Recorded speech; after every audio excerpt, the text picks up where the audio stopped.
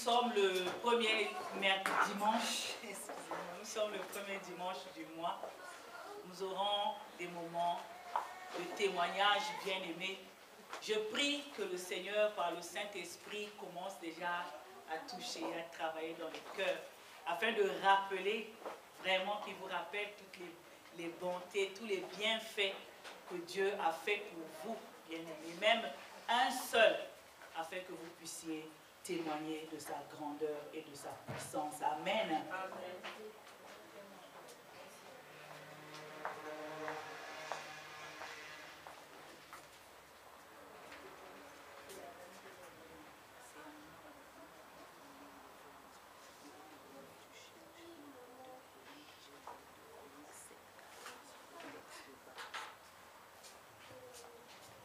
Bien-aimés dans le Seigneur, nous allons partager une parole cet après-midi. Nous allons lire dans le livre de 2 Chroniques. 2 Chroniques, chapitre 7, le verset 14.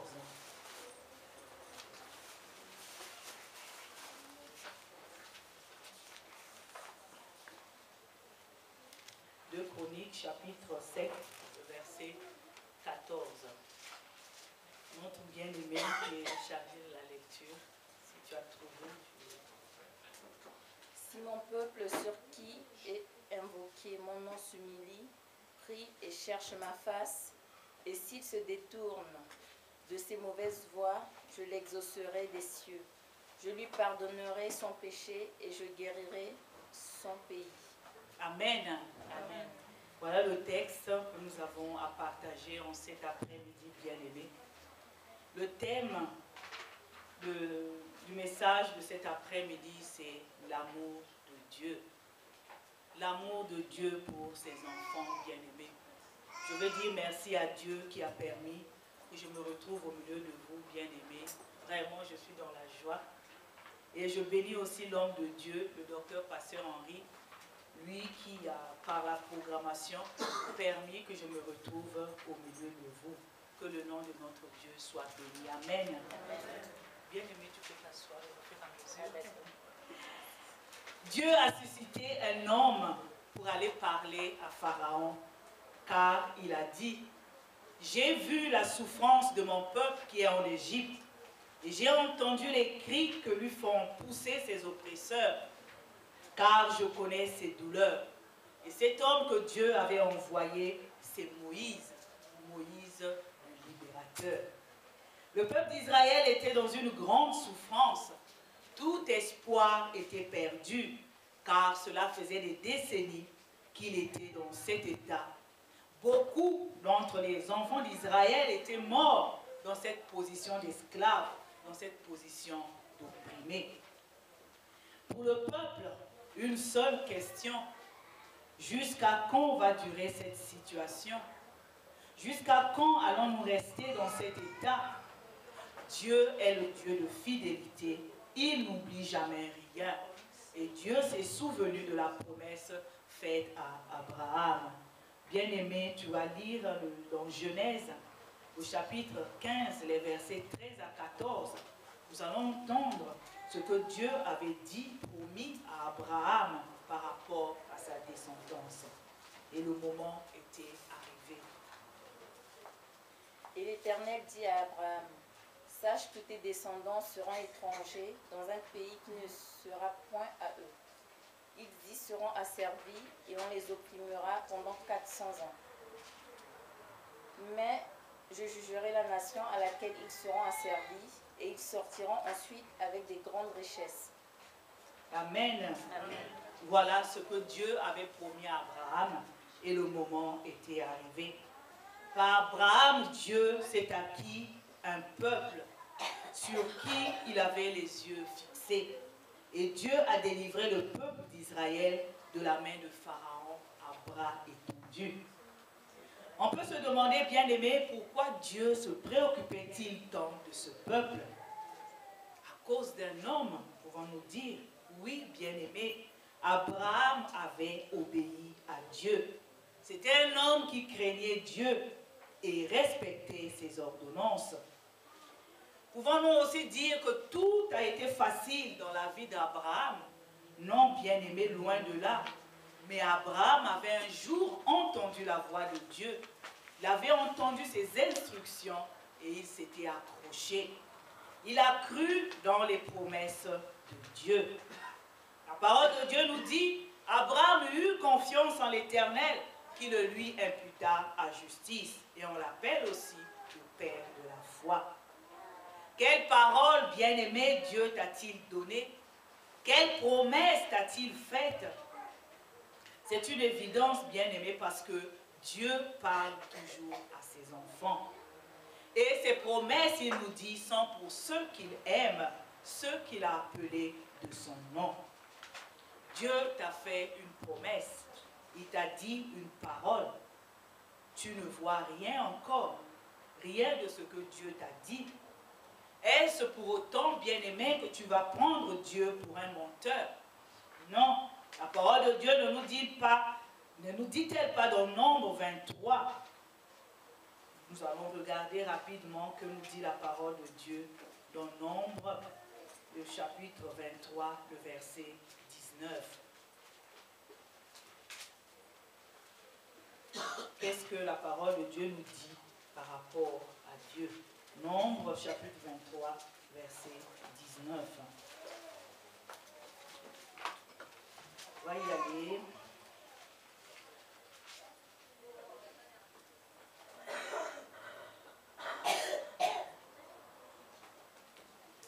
Nombre, chapitre 23, verset 19.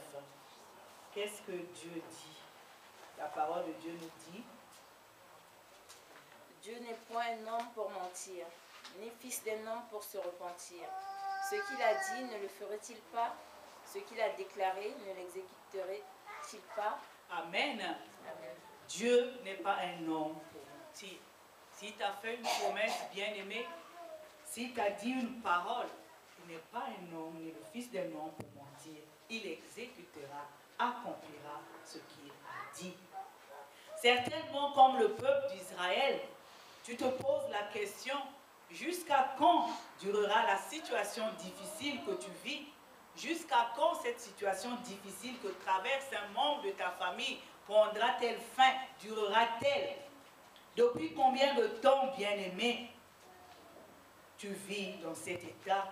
Peut-être plus ou moins d'un an, peut-être pendant plusieurs années, 5 ans, 10 ans, 20 ans. Ce qui est sûr, c'est que le désespoir commence à s'installer parce que tu ne vois pas l'horizon s'éclaircir. Jusqu'à quand cet état dans lequel je suis va-t-il durer? Avait pensé la femme qui souffrait de la perte de sang pendant 18 ans, dont nous parle la parole de Dieu. Jusqu'à quand avait pensé Bartimée? Jusqu'à quand avait aussi pensé le lépreux qui voulait être pur? Jusqu'à quand? Cette question, bien aimée, est récurrente. Et la réponse à cette question, c'est Dieu qui la détient. Amen.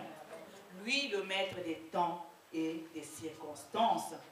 Lui dont nous dit encore la parole de Dieu, son silence ne signifie pas son absence. Amen. L'amour de Dieu est là pour ses enfants bien-aimés. Dieu ne voit-il pas? Dieu n'entend-il pas? Si, et il fait toutes choses bonnes en son temps. Amen. Amen. Le temps de la délivrance était arrivé pour les enfants d'Israël. Et ce temps de la délivrance est aussi arrivé pour toi, mon frère, pour toi, ma soeur, quelle que soit la situation que tu vis. Dieu veut que tu examines tes voies. Comme il a suscité Moïse pour le peuple d'Israël, Moïse, le libérateur, Dieu te dit dans Jean 3, Jean chapitre 3, le verset 16. Qu'est-ce que Dieu nous dit dans Jean chapitre 3, verset 16? Est-ce que quelqu'un, sans ouvrir la parole de Dieu, peut nous dire ce verset? Tout le monde le connaît, celui de Jean chapitre 3, le verset 16. Dieu a tant aimé le monde qu'il a donné son Fils unique afin que quiconque croit en lui ne périsse point, mais qu'il ait la vie éternelle. Amen. Amen. Bien-aimé, c'est un verset connu. Jésus le vainqueur. Jésus la solution. Nous dit aussi Jean 14, les versets 13 à 14. Bien-aimé, si tu veux bien lire ce que Jean nous dit concernant le Seigneur Jésus. Et tout ce que vous demanderez en mon nom, je le ferai, afin que le Père soit glorifié dans le Fils. Si vous demandez quelque chose en mon nom, je le ferai. Amen. Amen.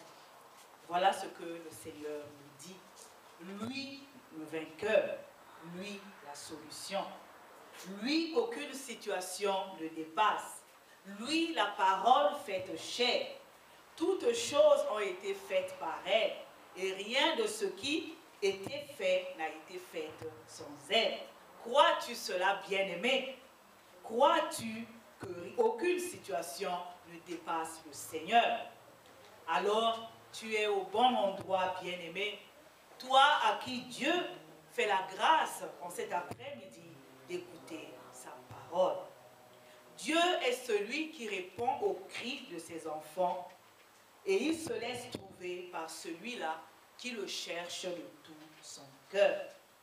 Cette femme qui souffrait de la perte de sang avait dit: « Si je touche seulement le bord de son vêtement, je serai guéri. » Et nous connaissons le résultat. Bartimée a crié, bien-aimé, et devant ceux-là qui lui intimaient l'ordre de se taire, parce qu'il criait, qu'est-ce que Bartimée a fait? Il a crié encore plus fort. Amen. Amen. Et nous connaissons aussi le résultat. En Jésus-Christ, bien-aimé, qu'est-ce que Dieu ne fera-t-il pas pour toi? Bien plus au-delà, il te donnera au-delà de ce que tu peux penser ou imaginer. Le peuple d'Israël avec Moïse et l'aide de Dieu est sorti d'Égypte. Comme Dieu l'avait dit, c'est arrivé tout au long de la marche. Dieu était avec eux. Le jour, dans une colonne de nuée pour les guider dans leur chemin, et la nuit, dans une colonne de feu pour les éclairer, afin qu'ils marchassent jour et nuit, nous dit Exode 13, 21. Ce peuple que Dieu avait délivré, ce peuple que Dieu avait sorti du pays d'Égypte, ce peuple à qui Dieu a dit, je vous ai porté sur des ailes d'aigle et amené vers moi. Le peuple que Dieu s'est acquis, que s'est-il passé, bien-aimé, pour que Dieu dise à Salomon, dans 2 Chroniques, au chapitre 7, le verset 14, que s'est-il passé pour que Dieu parle ainsi à Salomon? Si mon peuple, sur qui est invoqué mon nom, s'humilie, bien-aimé dans le Seigneur, voici ce que Dieu dit, l'Éternel Dieu s'humilie. Ce peuple-là qui vient sans prétention, ce peuple-là qui reconnaît la grandeur de Dieu vers qui il s'approche, bien-aimé, déjà le peuple qui était sorti d'Égypte avait péri dans le désert. Ceux qui sont rentrés dans la terre promise, ce n'est pas ceux-là qui étaient sortis d'Égypte. Cette génération-là n'a pas survécu, sauf Josué et Caleb, qui avaient cru en la promesse et au pouvoir de Dieu de les faire entrer dans le pays de Canaan. Ce peuple-là était devenu rebelle. Le peuple avait perdu la mémoire par rapport à ce que était et qui avait pour lui. Certains mauvais comportements avaient survécu, bien-aimés. Ils étaient sortis d'Égypte. Le peuple était fidèle à Dieu avant. Mais lorsqu'ils sont sortis d'Égypte et qu'ils sont arrivés hors du pays d'Égypte dans le désert, le peuple avait promis à l'Éternel, quand était survenue la délivrance, nous ferons tout ce que l'Éternel a dit, parce que l'Éternel leur avait donné des instructions. Mais à un moment, quelque chose a changé. Le peuple s'adonnait à tout ce que l'Éternel interdisait. L'abomination était devenue son partage. L'idolâtrie avait trouvé sa place et bien d'autres mots encore. Dieu n'avait plus confiance en ce peuple-là. Les cœurs s'étaient endurcis, l'orgueil s'était installé. Bien-aimés dans le Seigneur, Dieu a dit dans Ésaïe 1:2, cieux, écoutez, terre, prêtez l'oreille, car l'Éternel parle. J'ai nourri et élevé des enfants, mais ils se sont révoltés contre moi.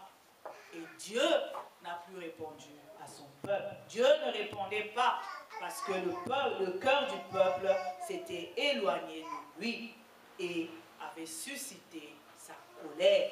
Qui peut supporter la colère de Dieu? Il a dit dans Ésaïe 1, 10 à 15, bien-aimés, vous pourrez aller lire à la maison. Qui peut supporter la colère de Dieu?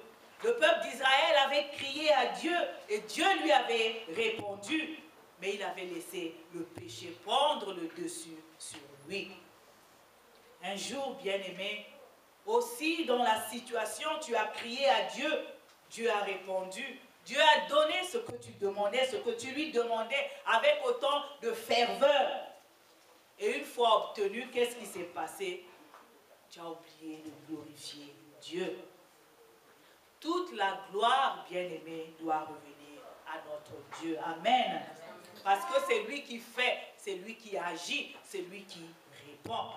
Quelles que soient les paroles des gens, quels que soient les compliments qui peuvent arriver de part et d'autre, pour faire monter en toi des sentiments d'orgueil, de suffisance, Dieu n'a plus de place dans ton cœur. Tu l'as relégué dans un petit coin le temps que tu t'occupes de tes affaires. Bien-aimé dans le Seigneur, toute la gloire doit revenir à notre Dieu. Je me rappelle encore, à une époque, lorsqu'on regardait les gros dictionnaires de Larousse, on les retournait, c'était écrit « Sème à tout vent ». Voilà, c'était le slogan du Larousse. Je ne sais pas si ça a changé. Donc, bien-aimé, tu deviens aussi comme celui-là. Tu sèmes à tout vent. Dieu ne te dit pas de ne pas te réjouir de ce qu'il te donne. Au contraire, bien-aimé, vraiment, tu as le droit en tant qu'enfant de Dieu de te réjouir des bénédictions de Dieu, de tout ce qu'il t'accorde. Il ne te dit pas de ne pas faire la fête. Mais ce qui est bien, c'est de faire toutes choses avec le Seigneur et dans la crainte de son nom. Amen. Amen.